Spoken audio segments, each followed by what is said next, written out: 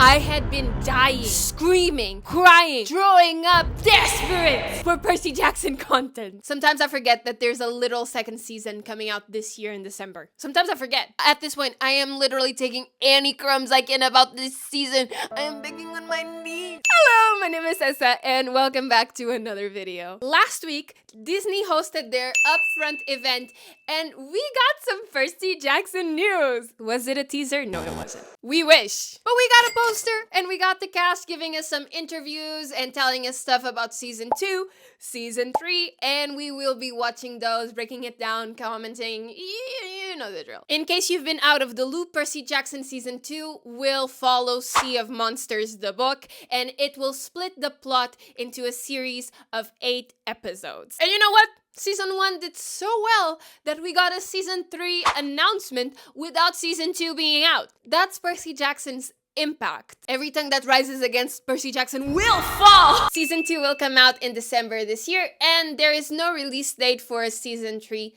yet. But keep in mind, this is the first time that we're going to get a Titan's Curse adaptation. Since, you know, the movies didn't make it this far. I don't even want to imagine what a adaptation of Titan's Curse would look like as the Percy Jackson movies. Imagine a version of Nico D'Angelo in the Percy Jackson movies. Speaking of Nico D'Angelo, we haven't got a casting announcement by now, and I'm literally tweaking. They announced at the event that they're going to start shooting season 3 in July. July is just around the corner. Shop, casting department. What are we doing? So first, let's start with the poster that they released at the event, and let me let you know, it slaps. I am so throughoutly gagged by this poster. It's so good. In my opinion, it's so much better than the season 1 poster, and I really loved the season 1 poster. As a reminder, this was the movie poster, and this is what we deserved. If you would have shown me this poster without the lettering, without it saying Percy Jackson and the Olympians, and I just saw it, I was like, oh yeah, that's Percy Jackson. That's literally Percy. That's literally the pose he's in the first book. He's becoming more and more Percy Jackson by the year. He's getting Percy Jackson-ified. The irreverent, confident stand, the sword, him being at the prow of a ship with the waves, and that's literally Percy Jackson. Also, is this the Charybdis? I think this is the Charybdis. I think. It looks really good in my opinion. I'm really curious to see how they're going to portray all the mythological creatures this season because, you know, there's a lot. Tyson, the hippocampi, the imposes. I think the imposes are in this one, in the Princess Andromeda. I'm pretty sure. The siren. Everyone is excited about. Me and my homies are all excited about the siren. And like from an aesthetic standpoint, I really enjoy how like the tentacle is like framing him. 10 out of 10. Also, like I mentioned, the cast was in the Disney Upfront event and they looked so nice. Leah always slays. Leah's dress with the stars in the that's It girl of the century. I love how Leah dresses up for these events. I started going through the interviews, and first thing I took out of this, these kids and Logan Lerman, they're literally like this. Someone that does really love you guys is Logan Lerman. He's talked about support. Has his support meant to you? I sent him a picture today. We were in Times Square.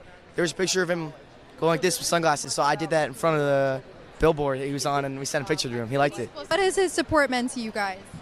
A ton. I mean, I grew up watching him, like Percy being a wallflower. I mean, I think I definitely look up to him because, like, you know, he's like a very good role model, you know, because he's been doing this since he was a kid too. You know, he was very young when he started.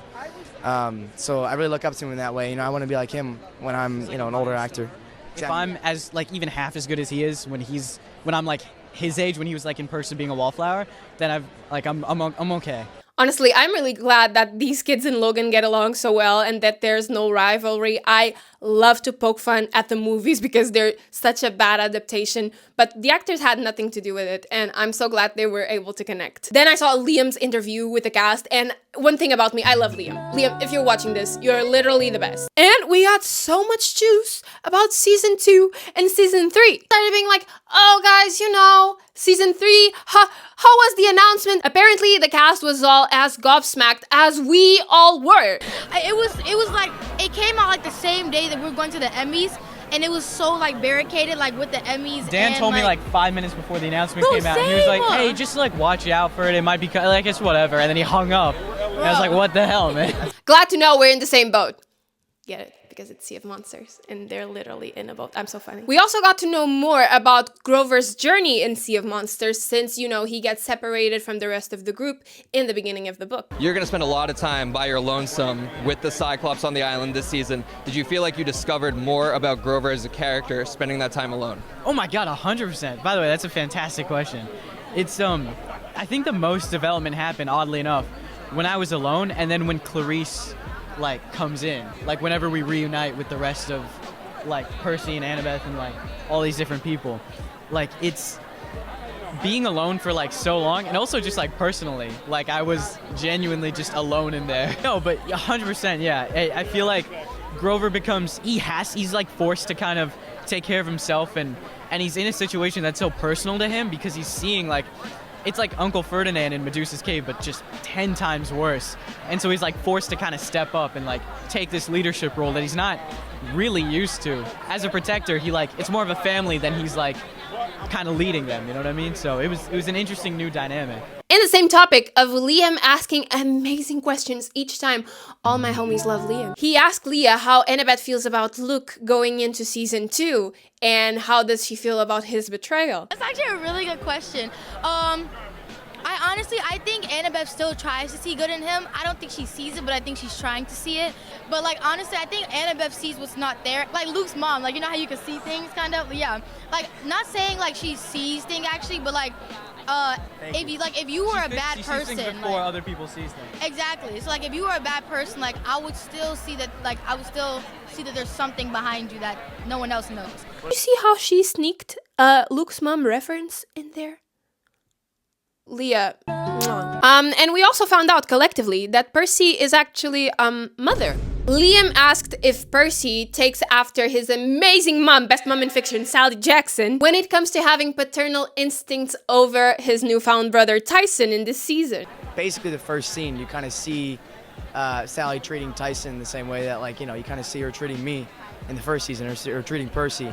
And I don't know, when we get to Camp Half-Blood, things are weird because, you know, I like have to be his mom, I guess, or his, like, you know, big brother. I already take care of him. Yeah. They also confirmed that they are starting to shoot season 3 in July, and Walker mentioned how he's so excited because book 3 is his favorite, so season 3 just might be his favorite. This has been known. This man is a Titan's Curse stan. We know what you are. Also, peep the little photo they took at the end. Liam with my Shaylas. Is this a Percy Jackson stan account or a Liam fan account? To be confirmed. Also, they let us know that apparently this season is going to have a lot more action. I don't know. I think there's a lot more action this season.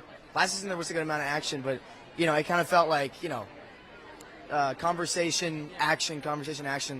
This time it's like, you know, the entire time it's like we're constantly moving. Everyone's like a little more on edge. Exactly. Like things are a little rougher this season, which I honestly like. You know what? I didn't think that season 1 was slow per se, but if it had more action, I wouldn't mind. But then again, the book doesn't really have that much action. And I think for the Percy Jackson books, that's mostly what happens. Most of the books, they happen in Percy's head. So when people are like, "Oh, where's the humor?" He's literally thinking it. Girl, if Percy said half of the things he thinks out loud, this guy would be in jail. No, not jail, but like in trouble. But I'm so excited that there's going to be more action this season. I'm excited for season 2 overall and for season 3. They haven't even started filming it yet, but I'm already, like, I'm so sad for it. I can't wait until we get the season 2 teaser, the Nico casting announcement, the Rachel casting announcement, the Bianca casting announcement, the Zoe casting announcement. And I am so excited to be sharing all my excitement for season 2 here on YouTube with you, now that I have this new platform where I can be insufferable. Yay, another one. Let me know, what are you most excited for Percy Jackson season 2 in the comments below, and thank you so much for having watched this video. Make sure you like, subscribe, and turn on notifications, as it really helps the channel grow. All my social media will be in the description. Make sure you follow all my adventures on there, and I will see you next time. Bye-bye!